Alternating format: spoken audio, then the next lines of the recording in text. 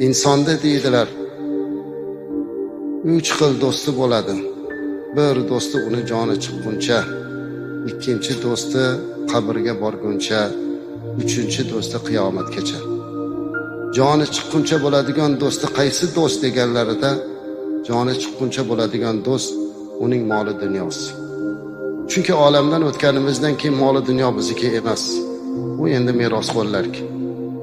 Qabrigacha boradigan do'st kim? Bu uning farzandlari, aqrabo, yaqinlari. Qabrgacha boradi, lekin uni yog'iga hech kimda had yo'q. Ming yaxshi ko'rsa ham, jonim fido otam, onam desa ham, oxirgi manzili mana shu qabr, amallar sondig'i. Ammo uchinchi do'st bor.